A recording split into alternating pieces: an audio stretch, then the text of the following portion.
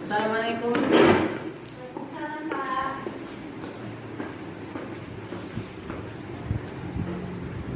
Apa kabar semuanya? Sehat? Sehat, Pak.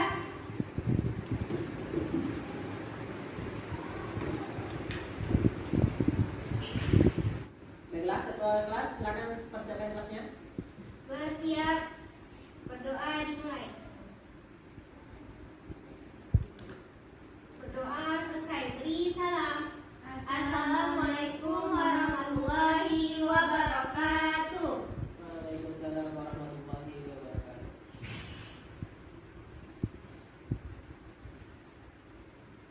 Apakah ada yang tidak hadir pada hari ini? Ini Pak, di semua.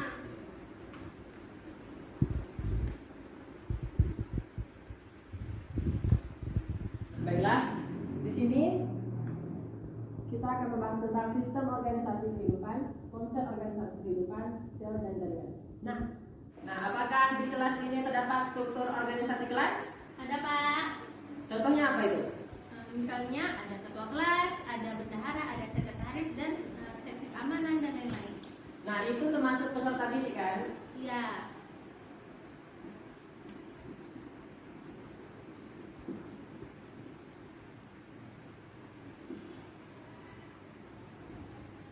Nah, apakah peserta didik ini termasuk dari bagian kelas?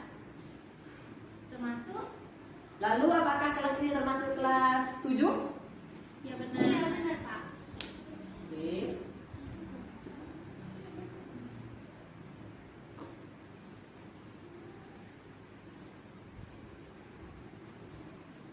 Nah, apakah kelas 7 itu termasuk bagian dari sekolah menengah pertama, SMP? Iya, Pak. Masuk. Masuk ya. Nah, apakah SMP itu berada di tingkat kecamatan sekarang? Iya, masuk. Kan banyak di kecamatan itu ada banyak SMP Iya. kan?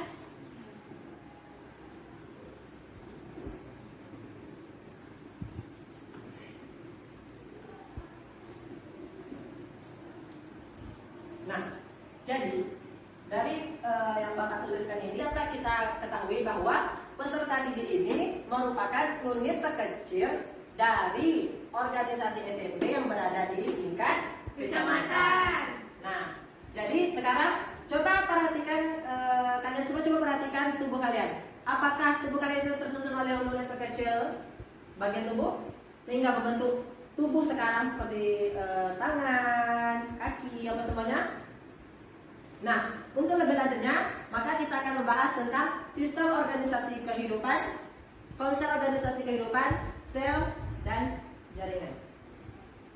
Sebelum itu, jadi tujuan pembelajaran pada hari ini, di mana kalian semua akan mampu mengetahui apa itu konsep organisasi kehidupan, lalu sel di mana struktur dan fungsinya, dan membandingkan antara sel hewan dan sel tumbuhan, serta menjelaskan tentang jaringan hewan dan jaringan tumbuhan. Nah, pertama itu konsep organisasi kehidupan. Nah, jadi dari yang dijelaskan seperti ini itu, maka ini disebut dengan tingkat hierarki. Tetapi ini pada organisasi. Tetapi kalau pada kehidupan itu disebut dengan tingkat hierarki kehidupan. Di mana organisasi kehidupan memberikan pemahaman kepada kita bahwa pada hakikatnya dalam suatu kehidupan terdapat keteraturan, di mana keteraturan tersebut tidak hanya pada individu saja, tetapi pada semua tingkat termasuk keberadaan hierarki kehidupan. Nah, seperti ini. Jadi pada tingkat hierarki kehidupan itu terdapat unit terkecilnya, yaitu pertama itu sel, lalu selanjutnya jaringan, organ, sistem organ, dan organisme. Seperti yang Bapak jelaskan tadi. Jadi ada peserta didik kelas 7 SMP kecamatan. Nah, seperti itu.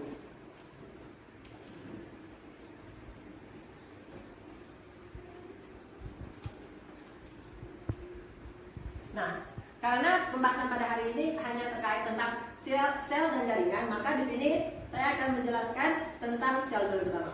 Jadi pertama itu sel. Nah, sel merupakan unit struktural dan fungsional dari makhluk hidup. Nah, sel ini berdasarkan susunannya itu terdapat dibagi menjadi dua, yaitu uniseluler dan multiseluler. Uniseluler itu berarti hanya terdapat satu sel saja. Sedangkan kalau multiseluler itu merupakan banyak sel, jadi terdapat banyak sel. Sedangkan berdasarkan ada tidaknya membran inti dibagi menjadi dua, yaitu sel prokariotik dan sel eukariotik. Nah, kalau prokariotik ini merupakan sel yang tidak memiliki membran inti, sedangkan sel eukariotik itu memiliki membran inti. Nah, sel itu terdapat struktur. Jadi struktur yang paling utama itu ada tiga, yaitu membran sel, nukleus, serta sitoplasma dan organel sel. Nah, jadi membran sel itu merupakan selaput yang terletak di paling luar sebagai pintu gerbang yang dilalui zat baik menuju atau meninggalkan sel. Sedangkan nukleus itu inti sel bertugas mengontrol kegiatan yang terjadi di sitoplasma. Fungsi dari inti sel adalah mengatur semua aktivitas atau kegiatan sel. Nah, adapun sitoplasma merupakan pelarut zat-zat kimia serta sebagai media terjadinya reaksi kimia, serta terdapat organel sel yang terdapat di dalam sitoplasma. Nah, ini salah satu contoh dari sel tumbuhan, di mana terdapat ada dinding sel, sarkoplasma, nukleus, RE atau retikulum endoplasma, ribosom, sitoplasma, badan Golgi, mitokondria, vakuola, dan kloroplas. Nah, dinding sel merupakan berada pada bagian luar kan. Nah, ini berfungsi untuk sebagai pembentuk sel. Jadi pada sel tumbuhan itu agar bentuknya itu tetap. Jadi seperti itu fungsinya dinding sel. Nah, sarkoplasma melindungi bagian dalam daripada organ-organel sel. Nah, nukleus tadi sudah dijelaskan. Lalu retikulum endoplasma. Retikulum endoplasma itu ada dua, di mana ada RE kasar dan RE halus. RE kasar itu yang terdapat ribosom yang melekat pada RE kasar. Nah, itu menyatakan bahwa sebelumnya itu ribosom itu merupakan organel kecil yang berfungsi untuk sintesis protein. Jadi RE kasar itu sebagai tempat melekatnya ribosom, sebagai tempatnya sintesis protein. Nah, sedangkan RE halus itu merupakan sebagai sintesis pada lemak karbohidrat. Nah, sitoplasma sudah dijelaskan juga tadi. Lalu badan Golgi. Nah, yang ini gambar badan Golgi. Nah, badan Golgi ini merupakan berfungsi sebagai tempat ekspresi sel. Nah, ada mitokondria. Mitokondria ini berfungsi untuk respirasi sel makhluk hidup. Ada vakuola, yang ini yang besar ini. Vakuola ini berfungsi sebagai tempat cadangan makanan pada sel tumbuhan. Sedangkan kloroplas, nah kloroplas ini hanya terdapat pada sel tumbuhan saja. Yang mana warna hijau ini itu berfungsi untuk sebagai fotosintesis pada sel tumbuhan. Nah, sedangkan ini sel hewan hampir sama semuanya, cuman ada yang berbeda dari sel hewan yang tidak ada pada sel tumbuhan. Kalau yang sel tumbuhan tadi kan terdapat kloroplas kan. Nah, sedangkan pada sel hewan tidak ada kloroplas. Tetapi dia terdapat sentriol dan lisosom. Ini hampir sama semua, mitokondria itu. Nah, sentriol itu berfungsi untuk melakukan pembelahan sel, fungsinya itu. Sedangkan lisosom itu lebih mengarah ke intraseluler yang terjadi pada sel hewan. Nah, sampai di sini paham? Paham. Oke, selanjutnya itu jaringan. Nah, jaringan itu merupakan sekumpulan sel yang memiliki bentuk dan fungsi yang sama. Tadi kalau misalnya kita ibaratkan dengan organisasi sekolah tadi, di mana peserta didik itu adalah sel. Nah, jadi kumpulan dari peserta didik itu pada dalam kelas itu disebut dengan jaringan. Nah, seperti ini. Jadi jaringan itu sekumpulan sel yang memiliki bentuk dan fungsi yang sama. Oh, berarti Pak, yang sel itu lebih kecil daripada jaringan. Iya, di mana? Jadi sel-sel itu kalau misalkan kita ibaratkan dengan peserta didik semuanya itu, nah dalam satu kelas itu disebut dengan jaringan. Jadi kelas itu disebut dengan jaringan. Seperti dengan ini. Kelas 7 itu jaringan, kalau siswa-siswanya itu sel gitu. Iya, Pak. Iya. Nah, selanjutnya yaitu pembagian jaringan. Nah, pertama itu kita bahas tentang jaringan hewan. Nah, jadi terdapat beberapa jenis jaringan hewan, di mana ada jaringan otot, jaringan darah, jaringan saraf, jaringan tulang, epitel, dan ikat. Nah, jaringan otot jaringan otot ini yaitu berarti sekumpulan sel-sel otot yang memiliki fungsi dan bentuk yang sama. Jadi mana sel yang bagian sel otot membahas tentang otot. Nah, itu berkumpul membentuk jaringan otot. Sedangkan jaringan darah, jadi sel-sel darah yang berkaitan tentang darah yang memiliki fungsi yang sama, selnya itu, nah itu berkumpul menjadi satu membentuk jaringan darah. Begitu juga dengan jaringan saraf, jaringan tulang, epitel, dan jaringan ikat. Kalau jaringan ikat itu jadi sel-sel yang mampu mengikat. Nah, itu berkumpul menjadi satu. Contohnya itu antara tulang dan otot. Nah, itu terdapat jaringan ikat untuk menyatukan keduanya. Nah, seperti ini gambarnya. Ini terdapat pada burung ya. Nah, selanjutnya itu jaringan tumbuhan. Nah, jaringan tumbuhan itu ada jaringan epidermis, meristem, pengangkut, penyokong, dan parenkim. Nah, jaringan epidermis itu merupakan jaringan yang berada pada bagian luar pada tumbuhan. Itu berfungsi untuk melindungi bagian tumbuhan.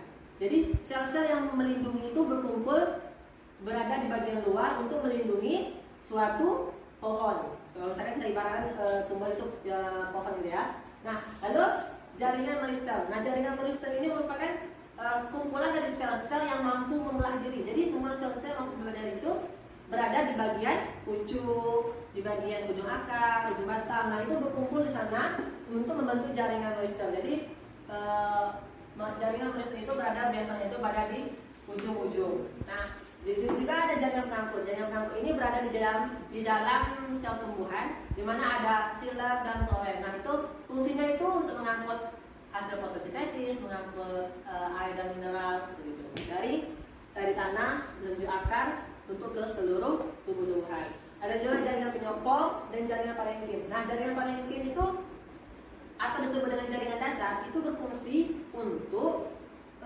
menyimpan cadangan makanan. Nah, seperti itu. Nah, perhatikan gambar di bawah ini. Pak, mau nanya. Ya, silakan. Itu gambar apa sih kok ada yang bulat-bulat, ada yang peta-peta? Apakah beda antara yang sebelah kiri sama yang kanan? Baiklah. Nah, sebelumnya itu kepada anak-anak lain ada yang bisa menjawab pertanyaan dari Septi? Saya Pak, Ya, silakan Elsa. kalau ditengok itu kayak sentuhan Pak. Kayaknya Lagi selain itu? dekat belakang. Ya. Baik. Apakah ada yang lain lagi? Nah, benar ya apa yang dikatakan Elsa itu. Jadi, ini merupakan gambar sel tumbuhan yang dilihat menggunakan mikroskop. Nah, jadi yang dilihat pada yang dilihat seperti ini ada terdapat kotak-kotak kan? Ataupun ada yang bentuk bulat kan? Iya Pak. Nah, ini merupakan bentuk dari sel gabus.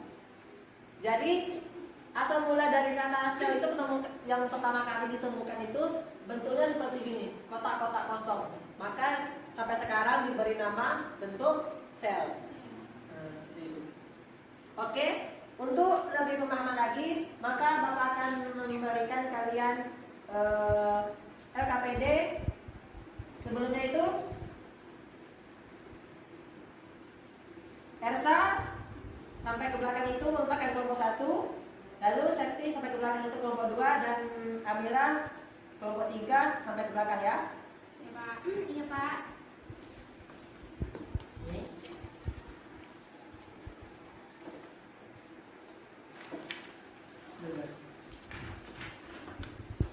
Perhatikan instruksinya dan jawab dengan benar ya.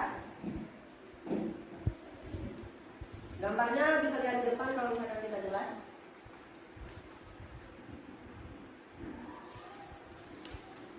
Lima menit cukup? Cukup Pak.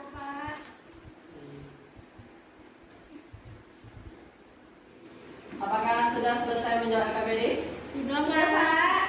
Nah, silakan menjawab ke depan KPD tersebut. Siapa yang ingin menjawab dulu? Oke Pak. Oke, kepada Septi. Ini.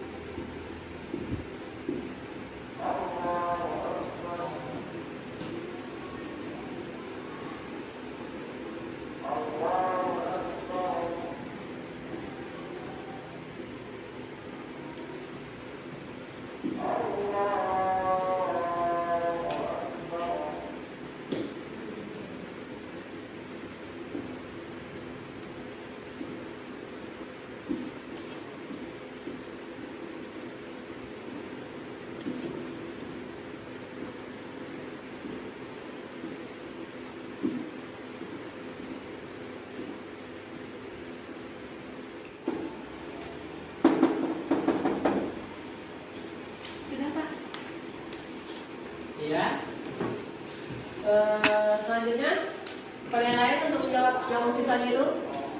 Saya, Pak. Oke, Mbak Elsa silakan.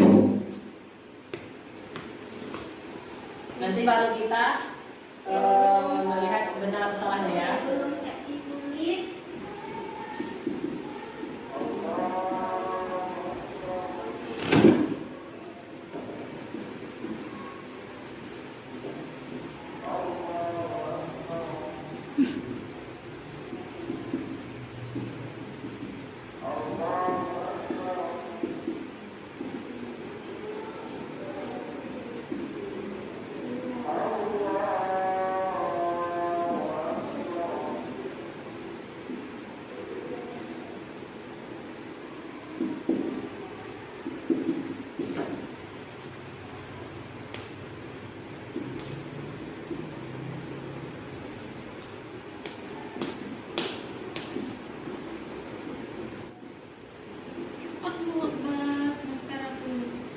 Ya, Pak. Oke, terima kasih Mbak Elsa. Sampai duduk. Nah, sebelum itu mungkin ada tanggapan dari anak-anak yang lain.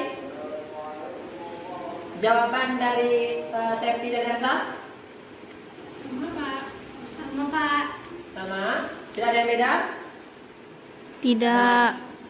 Jadi terdapat perbedaan dan persamaan bagian organel-organel sel pada hewan dan tumbuhan. Di mana dinding sel itu cuma ada pada Tumbuhan. berarti tidak ada pada sel hewan.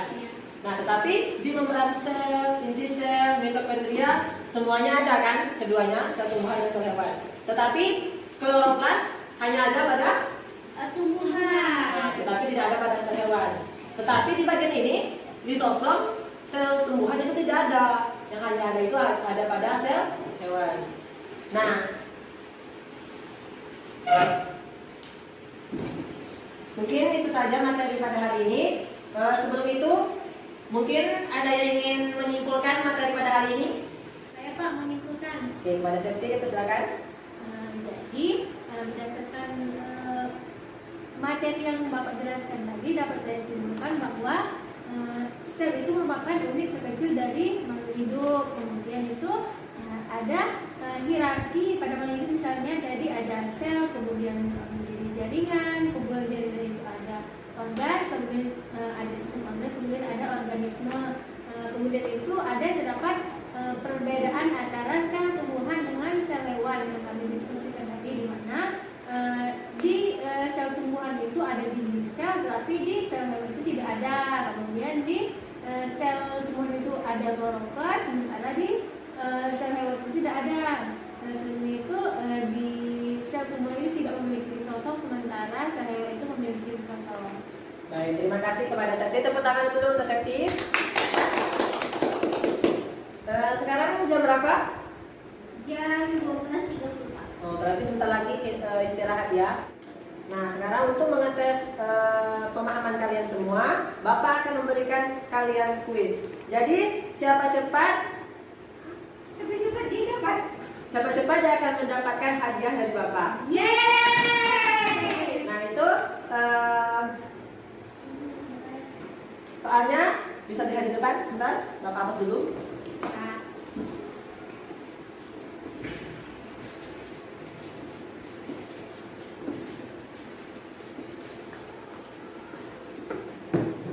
Nah, untuk menjawab kuis ini, kumpulkan dulu ketua kelas LKPD-nya semua.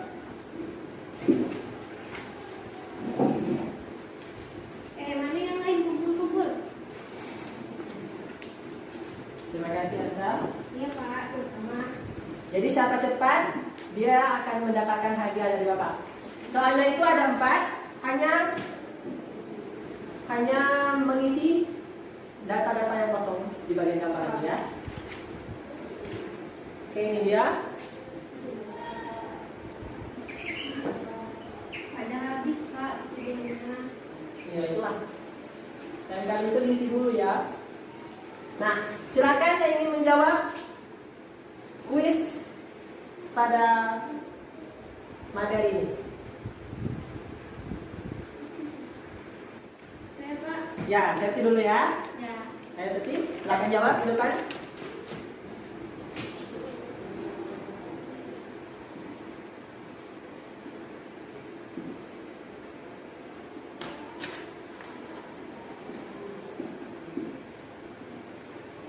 Cukup dulu. Tak boleh saya bagi bagi orang lain. Bagi ya Pak. Ya, silakan dulu. Oke Pak. Nah, apakah benar ya apa yang dijawab oleh Septi? Betul Pak. Betul. Benar. Iya. Ya, benar apa yang dijawab oleh Septi ya. Jadi, gambar pertama ini yang nomor 1 itu menyatakan kalau ini adalah membran sel. Sedangkan gambar yang kedua ini merupakan gambar dari retikulum endoplasma. Sekarang, siapa yang ingin menjawab pertanyaan yang 3 dan 4? Ayo, siapa yang mau menjawab? Saya Pak. Oke, Mbak Yarsa, dipersilakan.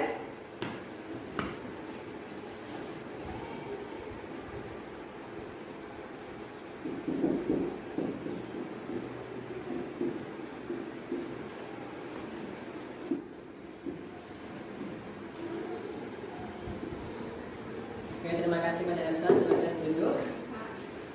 Nah, ada yang ingin menanggapi jawaban dari Yarsa? Enggak Pak. Nah, yang dijawab oleh Elsa itu benar ya. Jadi jawaban yang ketiga itu adalah nukleolus dan yang keempat itu adalah mitokondria. Oke. Sekian materi Bapak pada hari ini. Bapak akhiri dengan Assalamualaikum warahmatullahi wabarakatuh.